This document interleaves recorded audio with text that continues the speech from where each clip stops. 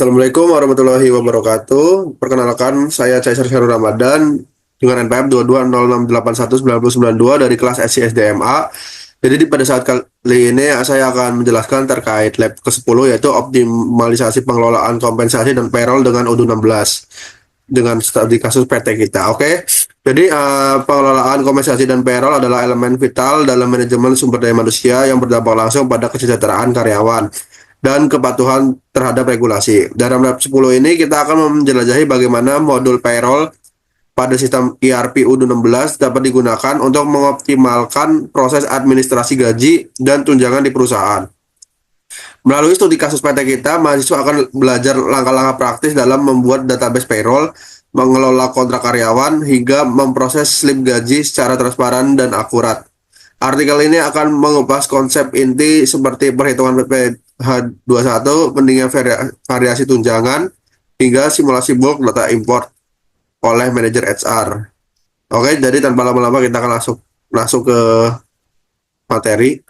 Jadi pertama itu kita akan melakukan instalasi modul. Pertama kita akan membuat database duplikat baru dari lab appraisal dengan nama NPM payroll ini ada appraisal. Oke.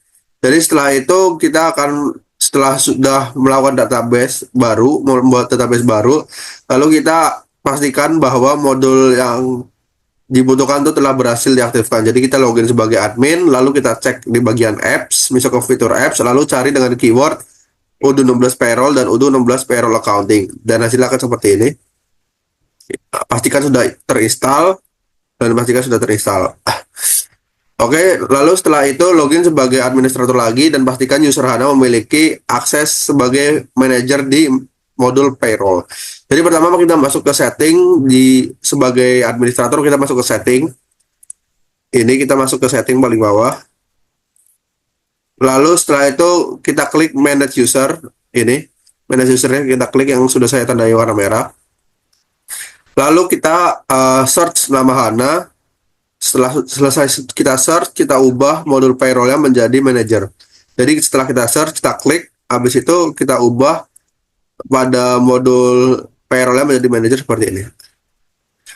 Kemudian login sebagai administrator lagi dan pastikan user kita atau Hasan memiliki akses officer pada modul payroll. Jadi seperti ini. Kita caranya seperti sebelumnya sama, kita masuk setting lalu cari user kita, atau dalam kasus ini user kita itu Hasan, user saya. Lalu pada payroll kita ganti officer. Lalu kita klik save. Oke, sekarang kita masuk ke salary role kategori. Jadi pada bagian ini pertama kita akan mulai dengan membuat salary role kategori. Yang caranya itu kita bisa diklik navbar lalu cari di bagian payroll.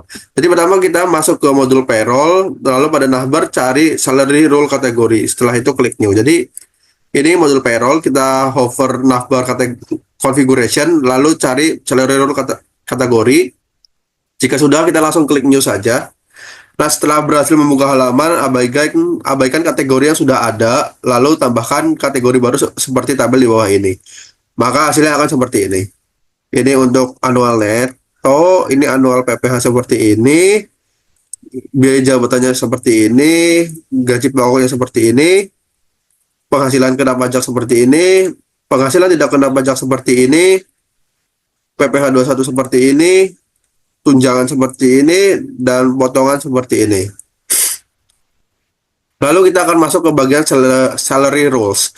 Jadi pada bagian salary rules itu sama. Jadi pada bagian payroll, modul payroll, kita klik juga configuration, terus kita pilih salary rules.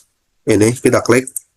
Setelah kita klik, langsung kita buat saja baru dengan contoh seperti ini.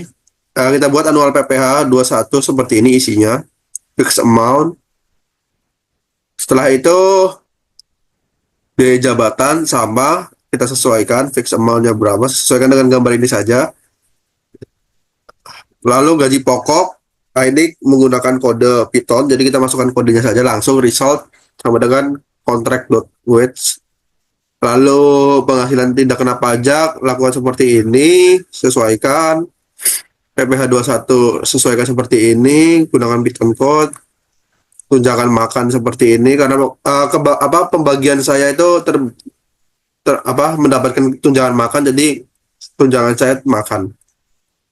Lalu tunjangan BPJS Kesehatan ini, tunjangan JKK sesuaikan pitonnya juga, tunjangan JKM juga seperti ini, tunjangan JHT seperti ini, tunjangan JP seperti ini, tunjangan iuran BPJS Kesehatan seperti ini, iuran JKK seperti ini, iuran JHP seperti ini, iuran JP seperti ini, lalu ada net salary seperti ini, annual neto seperti ini, dan penghasilan kena pajak seperti ini. Jika sudah membuat semuanya, sekarang kita akan pergi ke net salary yang sudah kita buat sebelumnya. Pada salary rules, dan sesuaikan gambar dengan di bawah ini, dan sesuaikan debit account dan credit account pada net salary. Hal ini bertujuan untuk lakukan definisi yang jelas antara akun debit dan kredit untuk gaji bersih karyawan. Jadi kita pertama masuk ke net salary yang sudah kita buat sebelumnya di salary rules. Habis itu klik bagian accounting dan isi debit account dan credit account seperti di bawah ini. Nah, jadi kita klik dulu accounting ini di kanannya child rules, lalu isi sesuai dengan seperti ini. Nah, jika debit account itu belum ada, buat seperti ini. Oke. Jika sudah, klik save. Oke, lalu kita masuk ke bagian salary rules. Jadi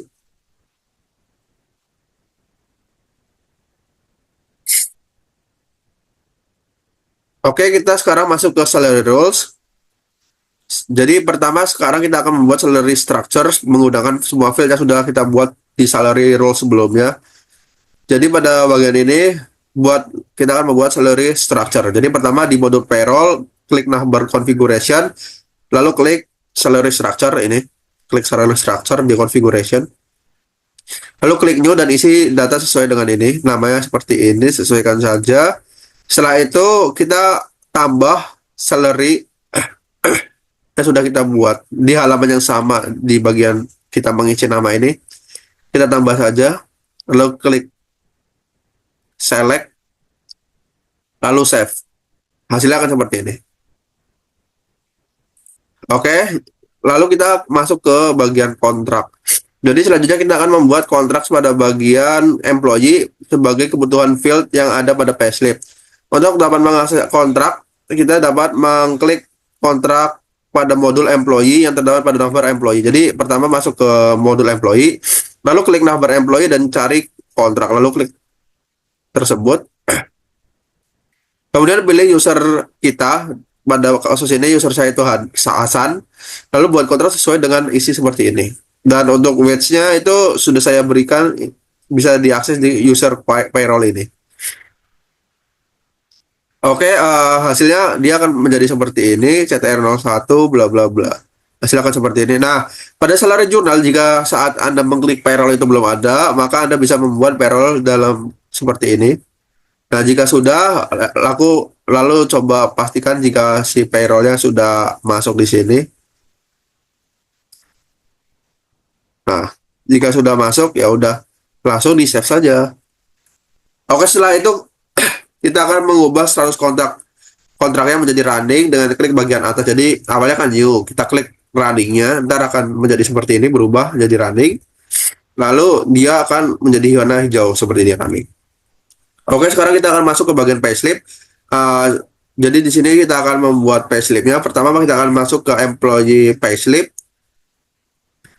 Nah, kita masuk ke employee payslip di bagian payroll. Nih, yang ada di sebelah payroll, langsung employee payslip, klik saja, lalu klik new, lalu klik user kita nih, user Hasan. Jika sudah, dia akan langsung terisi seperti ini. Nah, jika belum terisi langsung, Anda bisa mengisi manual Anda bisa mengisi manual sesuai dengan gambar ini. Setelah sudah terisi manual, langsung saja klik compute sheet. Oke. Nah, di bagian atas tuh ada compute sheet dan conform. Lalu kita klik compute sheet saja, dan Jika sudah, kita bisa cek di bagian salary computation. Nah, dia akan keluar semua data sesuai dengan salary rules yang sudah kita buat. Dan pastikan totalnya itu sudah sesuai dan tidak nol. Jika nol pasti ada variabel salah. Itu perbaiki saja di salary rules atau ya di salary rules-nya atau di bagian. Oke, lalu setelah semua komponen sudah benar, kita klik confirm. Nah, hasilnya akan menjadi seperti ini jika sudah klik confirm. Lalu kemudian kita dapat melihat accounting entry berupa bukti bahwa payslip telah diposting seperti gambar di bawah ini. Nah, ini buktinya. Lalu login dengan menggunakan akun kita untuk ngecek apakah payslipnya itu sudah ada. Nah, ini saya sudah masuk sebagai Hasan. Nah, sudah benar. Nah, lalu kita masuk ke bagian pertanyaan. Jelaskan secara lengkap apa yang dimaksud PPh 21 dan bagaimana cara menghitungnya. Jadi PPh 21 adalah pajak penghasilan yang dikenakan atas penghasilan yang diterima oleh individu baik yang bekerja sebagai pegawai tetap maupun tidak tetap. Pajak ini dikenakan atas penghasilan yang bersumber dari hubungan kerja seperti gaji, honorarium, tunjangan, dan penghasilan lainnya. Cara menghitung PPh 21 dimulai dengan menentukan jumlah penghasilan bruto yang diterima pekerja selama 1 tahun, yang kemudian dikurangi dengan potongan-potongan yang sah menurut peraturan perpajakan, seperti biaya jabatan, potongan untuk iuran, pensiunan, dan asuransi. Setelah itu, penghasilan yang tersisa dihitung sebagai penghasilan kena pajak atau PKP, dan PPh 21 itu menggunakan tarif progresif, dengan tarif mulai dari 5% untuk penghasilan hingga 60 juta per tahun, 15% untuk antara 60 juta sampai 250 juta, dan 25% untuk penghasilan antara 250 juta sampai 500 juta. Dan 30% untuk penghasilan di atas 500 juta. Selain itu, penghasilan tak kena pajak juga diperhitungkan berdasarkan status pribadi dan tanggungan keluarga. Setelah perhitungan pajak selesai, jumlah PPh 21 yang terutang dilaporkan melalui SPT dan disetorkan ke kas negara.